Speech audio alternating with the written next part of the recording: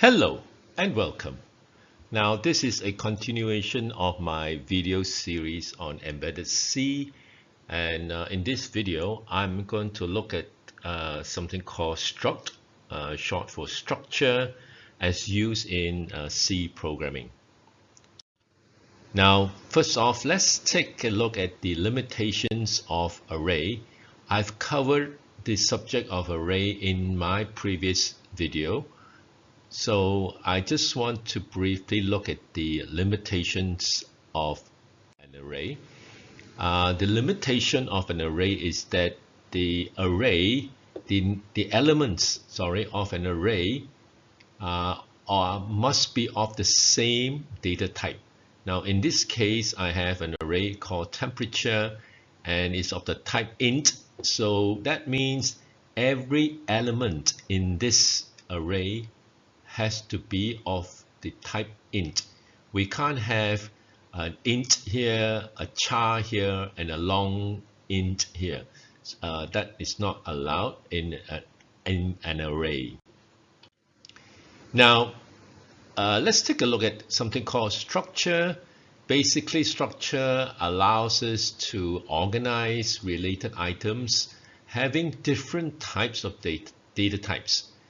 Here's an example. I've chosen to use a planet, and there are a number of planets around, and a planet usually have a name, and this can be of the type data type string, and the number of moons that surrounds it, that could be in integer, and the orbit that it goes around the sun. In this case, for Mars, is 1.8, and this can be of the type float. So for in a structure, we can have different data items with different data types. Structure. Here is an example of a structure. The name of this structure is access data. You can call it anything you want, but it's also known as a tag. And remember, this is not a variable name, it is a data type name. Now the keyword prior to the in front of the tag is the struct, and struct is a C keyword. Now in this structure, I have declared two members or elements. Now the first member is called pin, and is of the type int for integer, and the second name of the member is called zone, and is of the type unsigned char, and these two members are enclosed within two curly brackets, and the structure is terminated by a semicolon. Now you can have more than two members or elements within a structure. Using structure. Now there are three aspects of using a structure. First of all, we need to declare a structure type. Then secondly, we need to declare a structure variable or structure variables. And then thirdly, we need to access the structure members or elements. All right, here is an example which I will use to demonstrate the three aspects of using a structure. I will explain this in a bit more detail in my demonstrations later on. So the main objective for this portion of the video is to highlight the three aspects of using a structure. So first of all, we need to declare a structure type. We have discussed this earlier. So this is the first thing we need to do. We need to declare a structure type. Then secondly, we need to declare a structure variable, and we use the word struct followed by the name of the structure, and here we have the structure variable, which we declare as code. And then thirdly, we need to access the structure members. So we need to get hold of these members in this structure, and I'll come to this in a more detail in a moment. Okay, a few moments ago I mentioned about how to gain access to the members of a structure. So I just want to take a closer look at how we can gain access to the members of a structure. So I'm going to use this as an example, and I've taken this out and expanded here. And just to point out, this is the code is the structure variable, and pin is the member of the structure. So to gain access to the to pin, what we need to do is to use the dot operator, and the dot operator is used to gain access to the members or elements of a structure. So what we need to do is basically we have the variable, the structure variable code dot pin, which is the member of the structure, and we equate that and give it to a value of 1, 2, 3 decimal. Okay, so we're in the Kyle IDE environment here. I've uploaded the code, which is here, and I've already built or compiled the code, and I'm not getting any errors or any warnings, so that's good. So let me just begin with explaining the code, which we have already seen it earlier, but let me just go through it with you. So remember there are three aspects of using a structure. So the first one is to declare a structure type, which I've done here. This is identical to the explanation I've given earlier. So I have a struct, a structure type called access data.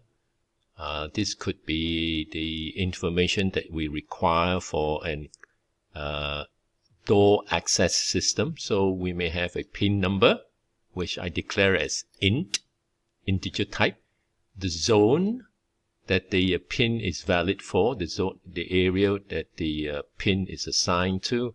So zone is an unsigned char type. Right, so that takes care of the structure type. Now, the second phase, the second aspect of using structure is to declare a structure variable. So we use the word struct followed by the structure type name, then the variable name. Here I've call it code. And then in the init timer function, I'll come to this in a minute.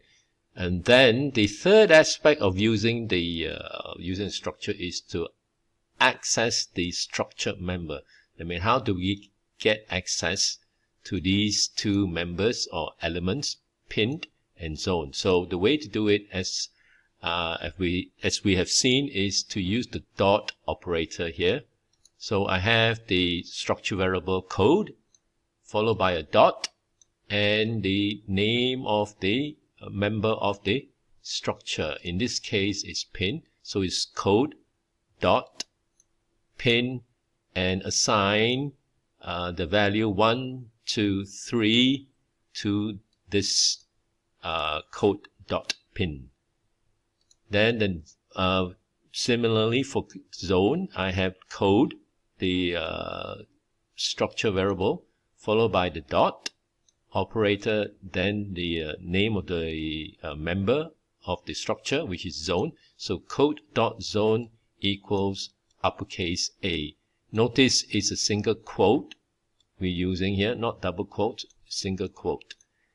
And that's it. We have declare a structure type, declare a structure variable, and a structure member. Now, for the code.pin, I assigned it to port 1, so it will be displayed to port 1, which is basically the LEDs.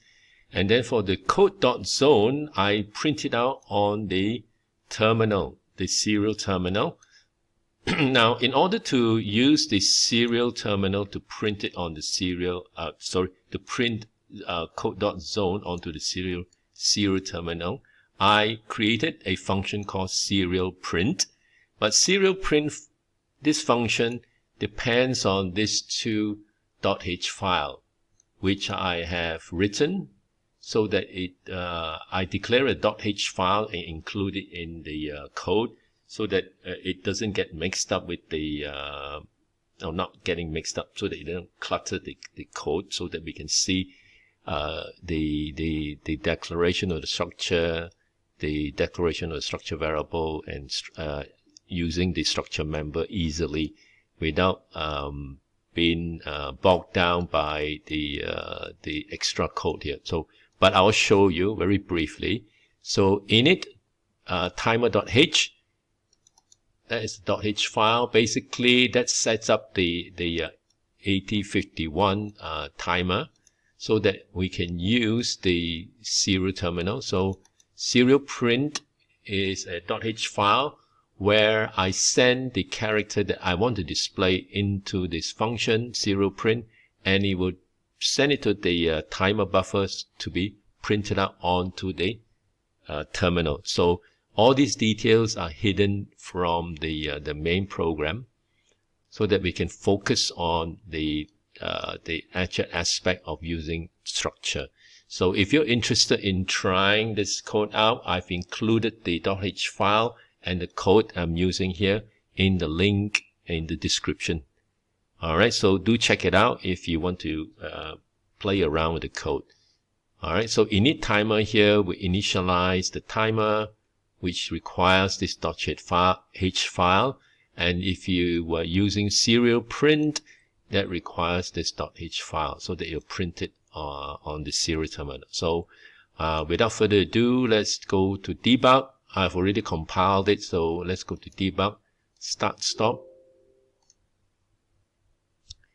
Okay, so let me just highlight that this part here it's already been coded here, somewhere here, yeah, in the disassembly, yeah, sorry, see here. So it's all done for us. Okay, so I won't go much into that, but let's focus on single stepping the code. So the first thing is it wants to initialize the timer, so that takes care of it. Now the getting access to the code. So code.pin equals 123.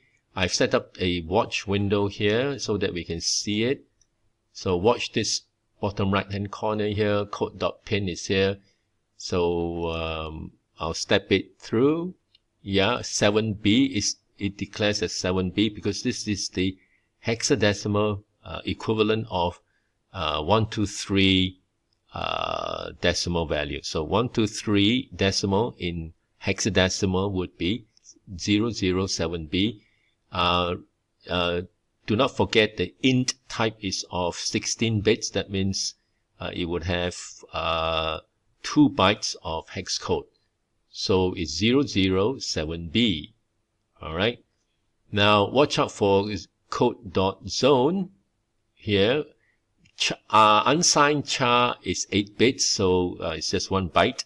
So watch it. So, and it's hexa 41, but in ASCII code is uppercase A.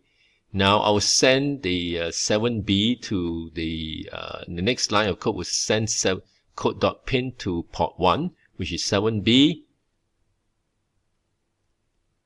Alright, if you check out the calculate the hexa binary here.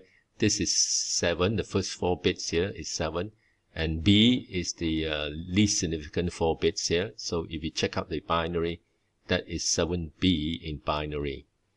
And then for the serial print, I need to go to the UART terminal or serial terminal. So if I step it through here, I should see a uppercase A.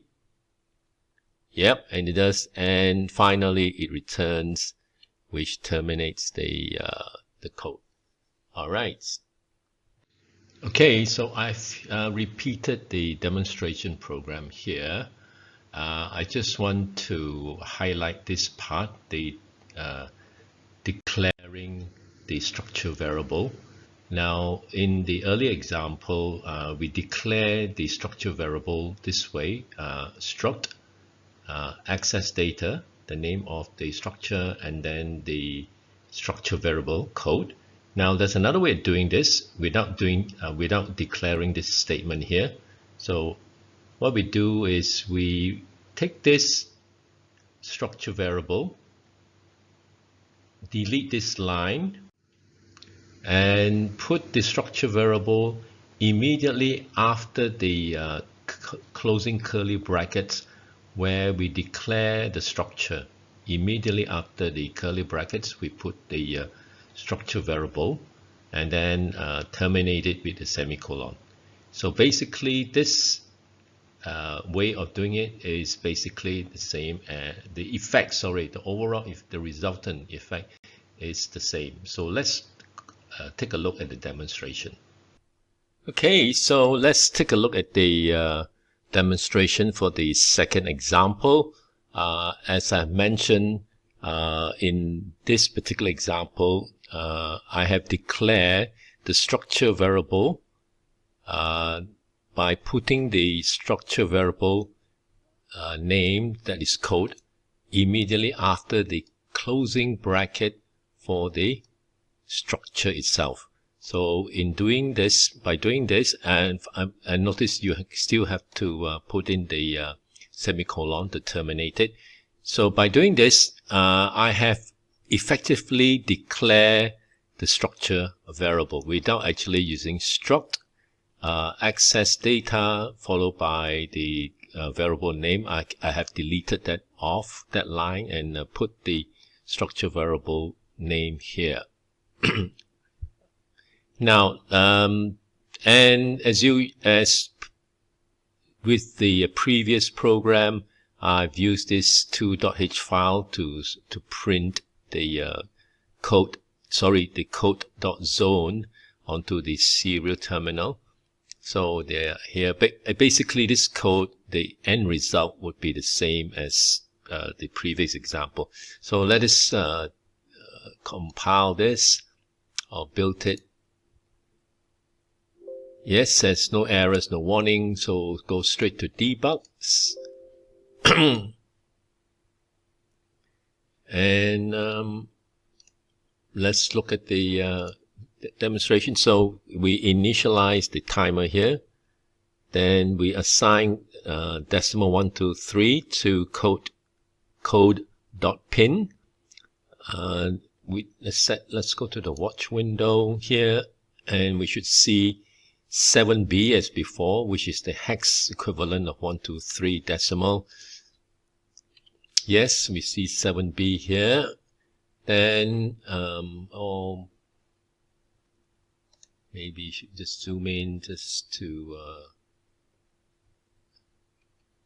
alright, so 7B is here. That is the equivalent of 1, 2, 3. Alright, so, and then we assign uppercase A to code.zone, and we should see this the ASCII value here and the hex value. So let's step it. Yep, and let's zoom in. We can, yes, code.zone has hex 41, which is the hex code for the S key uppercase A. Alright, and then now we then display code.pinned onto port 1. Yeah, we got the binary values here for 7B. And then let's look at the serial terminal. We should see an uppercase A. Yes, it does, and then that terminates it. And that's it for this demonstration. Okay, so that's it for this particular video. Please check out the link below for the files that I've used, or the code that I've used in this particular video. And thank you for watching. See you in the next video. Thank you. Bye.